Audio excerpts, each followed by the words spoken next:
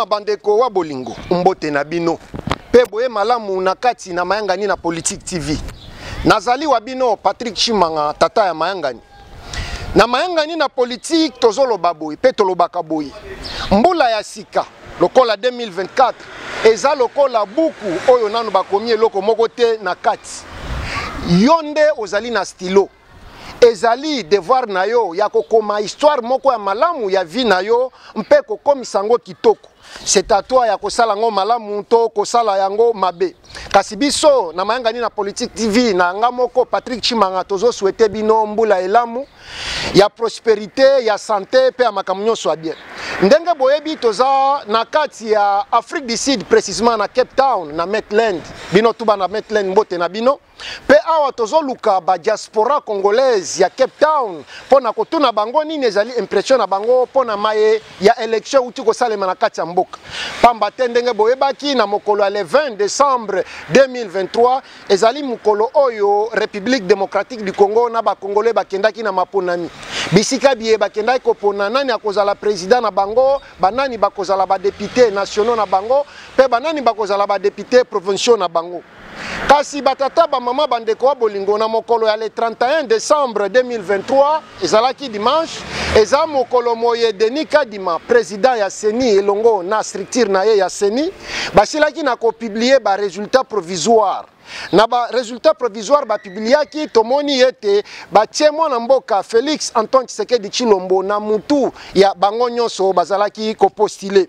Na yango nungu ezali mingi. Tomoni na kati ya ba province ya Congo bato bako sepela me ba misusu bako yimayima. Tomoni pe na kati ya diaspora ba misusu bako sepela me ba misusu bako yimayima.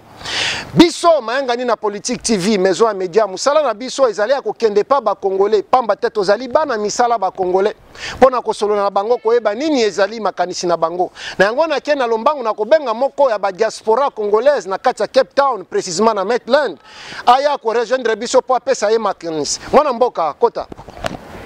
Ambote na mwana mboka. Negochi. Tata na Mayangani. Tata Mayangani. Kota zala leze pour ça na poto. Merci. Bonne année dans Liboso. Merci pareillement mon frère, merci. Total ba congolais ba monde ba ça na posa ba mona yo. Vraiment na pesi bandeko nyonso ba bonne année na Kinshasa partout dans le monde sika congolais tout azali diaspora azali.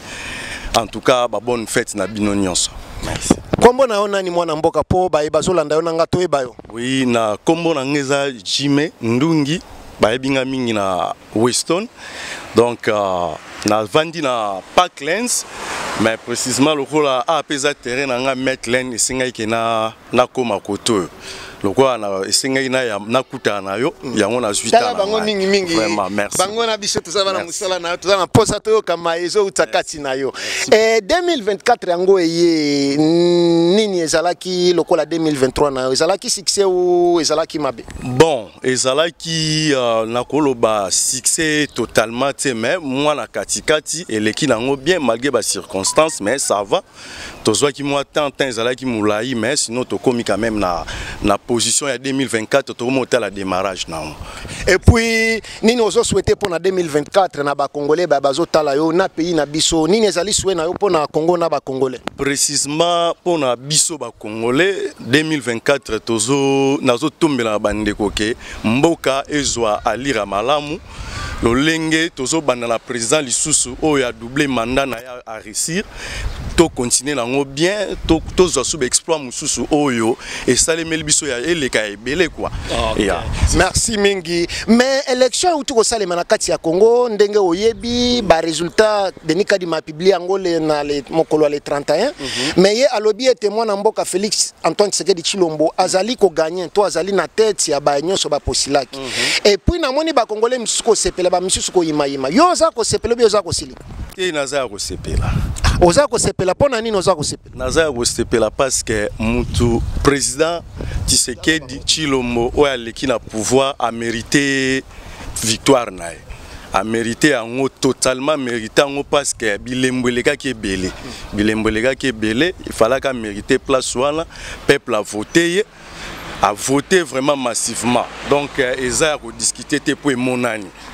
parce que ya sikoyo yo zolo ba bongo mais okoloba nini na ba congolais misusu ba zolo ba ke non ba voter yete Denis Kadima Sali ba aventure na ye lokola mwana mboka Martin Fayulu pona okende na mukuse ya lobi aboyi nyonso tu aboyi ba makambo Kadima aboyi ba résultat selon ye et seni azobi ba congolais alors azo senga na ba congolais ba kota na nzela ba appliquer article 64 yo za pour ye ou bien za contre ye? Non, naza précisément naza contre Martin Fayulu, naza vraiment contre ye parce que la monité pourquoi ba faut ba bima na nzela ba contester. Na moni en côté parce que claire victoire eza Tshisekedi, Martin Fayulu a zuité to moni quand même na ba image comment rassembler troupe ya ba jeune ba monani en face que ce sont des kuluna. Pour qu'on a remobilisé bango monani kapie bango mbongo vrai peuple oya conscient azala ité na place wala. Donc nous avons mérité pouvoir eza Tshisekedi parce que a gagné. Martin Fayulu a katani. Martin Fayulu na rotala boy aza sous la population te. Population ndambo ezala côté na ye. O biso nyonso tozala côté ne surtout biso ba diaspora par rapport tant ndeko président de la République Chilombo azwa ki pouvoir biso tout ozaki d'accord penzate na diaspora par rapport ya kosangana na bandeko ya FCC mais tant a saleli maele ya bureau na ya ko jouer maelo basali po bakabwana na FCC to moni na tamuki atikali nango comment azui moyen ya ko démarrer mboka. Alors na roloba so elo na robakisa so ezara ke boye biso ba diaspora tant tozolo boye zaka kate parce que toza awa tozo mona mboka ti mboka to mona ngwer nyonso na bilili tozo landango er nyonso ngai moko précisément na zolo ba boye nazalaki na Congo. Ok, wana kutu bien yo lokolo zalaki na Congo siko yebisa biso nini omona ki na Congo ya malunga. Vraiment nazalaki na Congo nga na moni na Congo en tout cas makambo elegaki mo ebele na romona bo selon raisonnement ya batunga na tchaki tant que raisonnement na nga tant que diaspora na moni ba travaux et salami na Congo. Donc surtout mingelo que flata kinga avant la kine na ba mamusus na kena station ya mamamu etali courant nazaki précisément na monga fula juste na côté ya Kinsuka Mbudi. Alors na moni ba station ya courant o esalami na o ba réflexionner o ezalaki na ba condition moko ya ngote o ezaki lelo fo pesa biso ba courant pe na tiki na moni koma bazo tia ba courant na chaque parcelle o ba futi mbongo te avec ba condition moko oyo na on atikala romona ti musala ezo salema donc propre o ezo sala kezo mona ne courant yango eko mériter batu. Donc à part wana eloko si se flatenga eza mai na kena mai na moni na sima ya ye moko ye me ya Tshisekedi na sima ndaku na kanchat na sima na moni koma basali ba station o eza ya mai régie des eaux azui makambo sérieux asali ba station mineno epesi batu mai o ezaki eza na ba conditions bien avec na ba bureau ba bloc tout eza bien respecté na ba soukamir bandeko ba yebi côté wana ba yebi mamna zoloba à part na ba commune mususu ba station musu salami misala ezo continuer ba courant na moni ekoti ba poteau métallique ekoti partout ba éclairage public o ezaki pour bana mboka ba se retrouver donc vraiment pas na ngezaki flatté par rapport à diaspora na moni comment to vivre na mboko comment ba coureza stable tant na moni ba service ndenge wana quand même na moni que y a du sérieux yango pa na ngai na bandeko senga sous merci mingi surtout na IGF na yebika aider président na rolandela quand même ba mbongo ezo mona na quand même que misala et salami na crédibilité j'ai a rolia ba mbongo ezala kité preuve surtout na zo zonga na likambo etali courant lotiliki ezala ki mabe parce que na ndenge ba bongisi nous pouvons voir que courant lo lenge ba kena yango na totikala aux installations électriques à modèle wanati auto za na snel vous pouvez voir que ezalaki le roi ba singamo ya ko débriller mais ba yeli biso installation na ba norme internationale alors tozo mériter kozana président lisusu pa pesa to pesa lisusu apia biso lisusu musala ya ebele. Merci mingi ba tata ba mama bandeko wa bolingo boyo kindenge mwana mboka azali ko manyolela bino ezomona na ete ya azali na esengo makasi na mwana mboka Félix Antoine Tshisekedi Chilombo atangeli bino makambo ya sali mais to tuna epe mutuna pamba te azali moko bato bazo supporter Félix Antoine Tshisekedi Chilombo côté pe sécurité mwana mboka Félix Tshisekedi Chilombo asali musala malamu vraiment côté sécurité na rolo balisusu bo asali musala malamu parce que namoni koma d'abord namoni koma ba soldat na biso na lo ba armée en général koma baza équipé koma ba komi déjà respecté namoni koma azaki ko se soucier na bango prévaner dans la zone ba ke babilo ko ezebele na moni lelo oh je ne pense pas que mutako kota na ba kan le roi ba kan church ba kan kokolo o ke ndolo ba ke o Félix te ba royo kayote parce que lelo to komi ko dépendre kaka na muke wa sali pona biso na tozui kan church hôpital ya sali o sali na nuana o ezana na kati c'était bien ezo aider biso na ba morgue lelo morgue décharger ba morgue o esalami na ba quartier et décharger ba morgue ou salami na ba quartier lelo batu ba komi ko kende mingi na camp church parce que robimisa zo mona même ba corps ezo bima na ba condition moko normal o ezaki et mérité et sali que fierté ya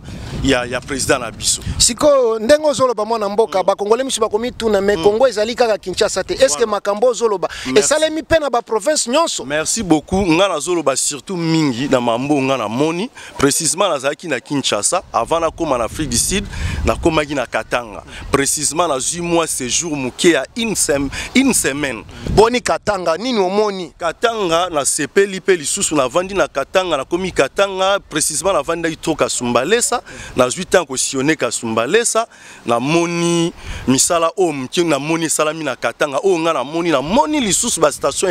ya courant ya minene o bazo sala na Kasumbalesa po aider Kasumbalesa Kosunga Kasumbalesa pour na courant, j'ai été vraiment étonné. Le même station na moni na Kinshasa, yango na moni na Kasumbalesa. Na moni na frontière, koma banzela ba bongisi nzela pe basali deuxième nzela. O ezaka juste pour na ba remorque pour na ko décharger embouteillage. Donc na sur place na immigration na biso na kokoma na sika Kasumbalesa centrale entre biso na Zambie. Vraiment na ebisio j'ai été flatté même Zambie to zaki ko mona immigration zaki kitoko mais biso to gagner baon parce que construction ezawana avec ba briques à rouge j'ai été vraiment étonné propre alors vraiment na habité ni akoloba parce que à part wana pe lisusu na tamboli quand même moi mingi à part Kasumbalesa nazalaki na Équateur boni Équateur mambenga moni nini Équateur na sepela ki lisu mingi tant na koma en Équateur et loko na sepela en Équateur ya liboso tant na sa ki vol Équateur ko kitana na aéroport na zaki na mulongo ya ba ingénieur ba yaki pour na musala ya 145 territoires alors nasi nazalaki ensemble na ba menga na yaki business anga mususu je pense que na tika na bandeko musu na yebaki na tika bango na tina moya lelo tozoloba ba ingénieur wana batika ba famille na bango depuis batika ba famille na bango na 2023 na ba mois ya sima na bazongite bazaka na misala kuna bazo travail pona ba école biloko ebele na moni na nzela on a monaki aéroport eloko nazaki un peu déjà flatté na monaki quand même aérodrome la bango ezaki déjà ça va ezaki ya sika basali bien en tout cas na romona totombela ndeko Félix Antoine Tshisekedi chance parce qu'alingi mboka wana batata ba mama bandeko bolingo boyoki ndenge mwana mboka alobi to pesa mwana mboka Félix Antoine Tshisekedi